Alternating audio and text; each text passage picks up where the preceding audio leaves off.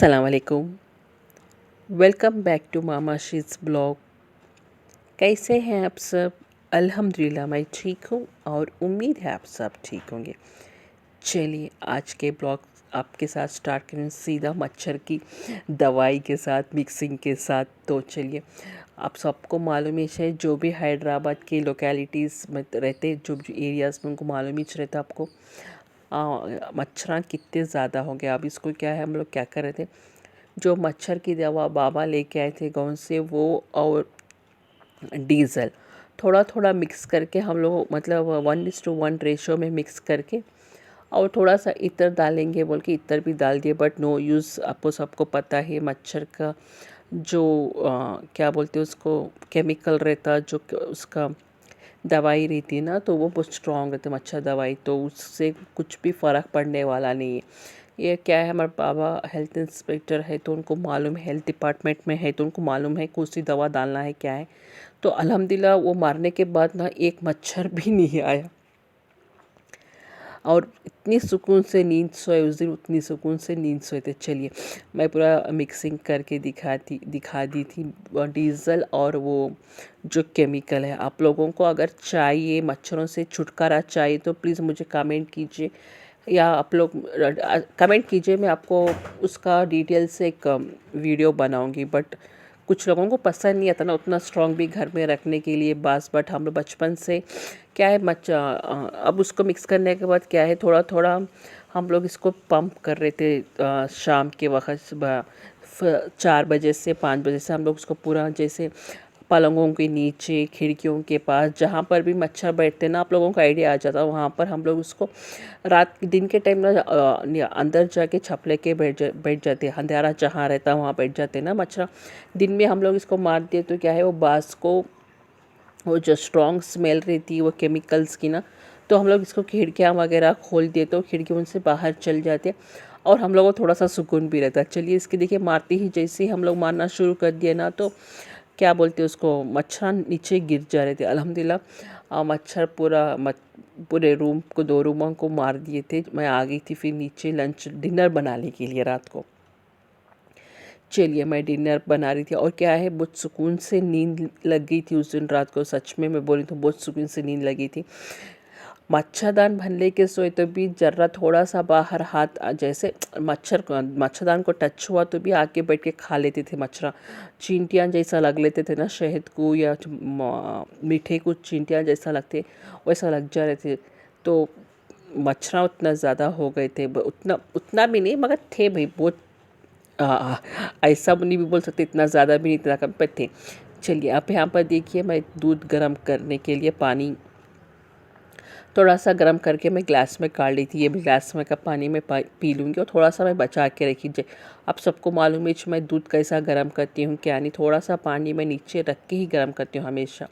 और ये पानी गर्म कई को करी बोले तो, ये जो भी कुछ भी हम चाय बनाए हो, कुछ भी हो, अगर दूध फूट गया तो फिर मुश्किल रहता बोले तो, इसका से क्या करते, ज़रा पानी उबाल के फेंक देते, और थोड़ा दूध ले तो नीचे दाग नहीं लगता, और नीचे जो क्या बोलते हैं उसको, लगता नहीं एक्चुअली बोले तो इसलिए से हम थोड़ा सा पानी डाल के दूध गर्म करते। चलिए, ये पैकेट के दूध से हम लोगों को मलाई भी आता, मस्का भी आता, दही भी आता, घी भी आता थी, 4 चीज़ें भी बन जाती।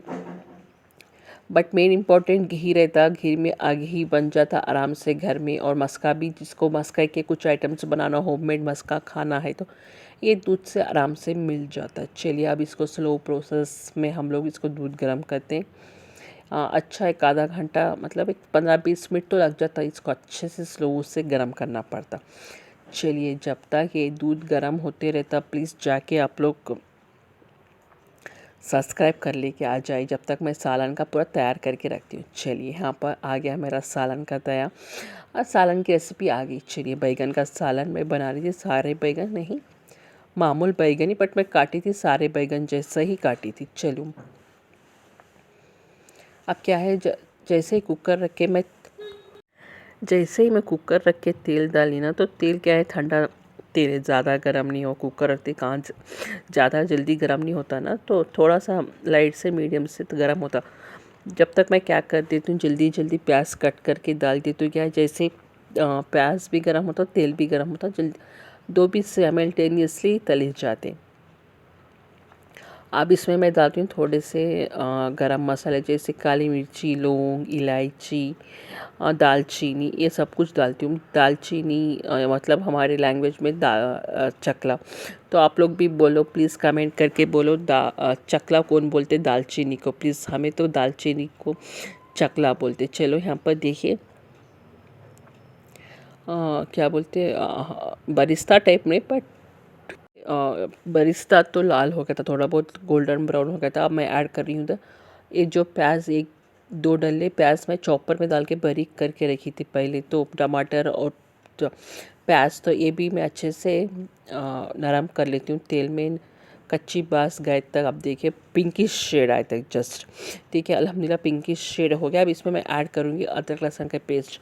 नहीं तो मैं हमेशा आप लोग देख चुके होंगे मेरे पहले के ब्लॉग्स में, मैं बैगन के सालन में क्या करती हूँ, टमाटर और प्याज को पीस के पेस्ट बना लेके खोपरे के मसाले के साथ बनाती हूँ। बट ये सालन थोड़ा सा अलग है, थोड़ा सा अलग टाइप की बनाई थी। प्लीज़ आप लोग एंड तक देखिए। चलिए, सेम मैं प्याज भी ऐसे चॉपर में डाल के पूरा प्याज नहीं, सॉरी, टमाटे भी मैं ऐसे चॉपर में डाल के नरम कर लिया। अब चलो इसके बाद मैं हल्दी डालती हूँ, हल्दी नमक, लाल मिर्ची का पाउडर और धनिया का पाउडर, ये सब कुछ तो आपको कॉमन ही है हर सालन के अंदर। चलिए, अब हल्दी भी डाल दी, मेरे मसाला मतलब लाल मिर्ची का पाउडर भी डाल दी मेरे टेस्ट के हिसाब से, और नमक खाने के हिसाब से।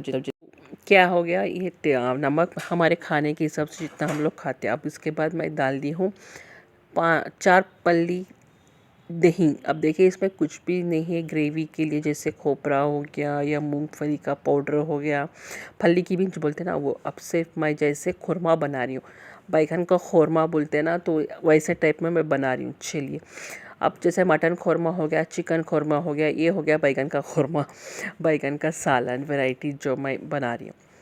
क्या है, दही कभी भी डालते ना तो सिम करके डालना, आप सबको मालूम ही है, फिर भी एक बार बता रही हूँ। जो भी नए लोगों कुकिंग देख रही है, कोई भी नई पहली बार देख रहे, तो उन लोगों को मालूम होता कि आइडिया आ जाता, हाँ दही ऐसा डाल सकते।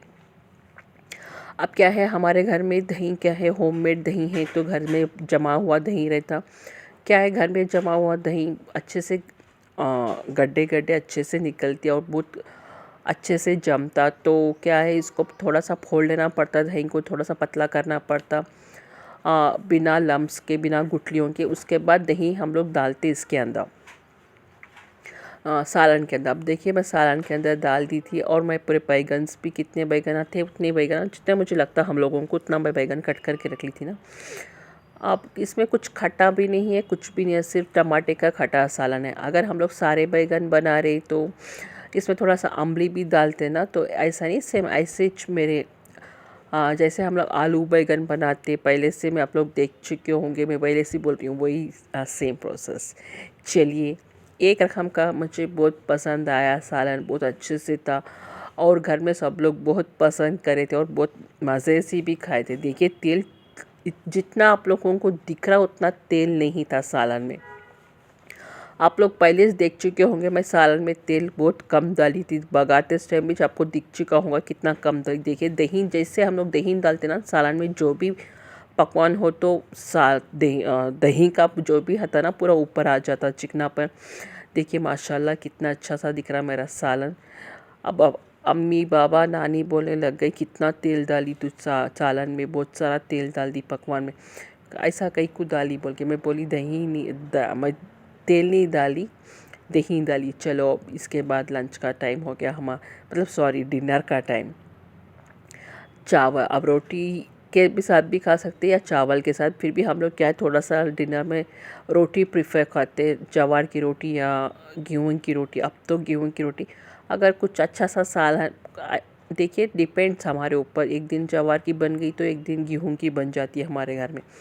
चलिए मैं जल्दी फटाफट से मैं रोटियां बेल लेती हूँ। हाँ, मुझे रोटियां गोल से नहीं आते, आप लोगों को सबको मालूम ही है, मुझे उतना परफेक्टली गोल नहीं आता, टिंगड़े बंगड़े आ जाते, बट मैनेजेबल है, खा सकते रोटियां। जैसे भी कैसे भी रोटियां तोड़ के खाते ना, हाँ प्रेजेंटेबल नहीं है, हमको को प्रेजेंटेबल रहना।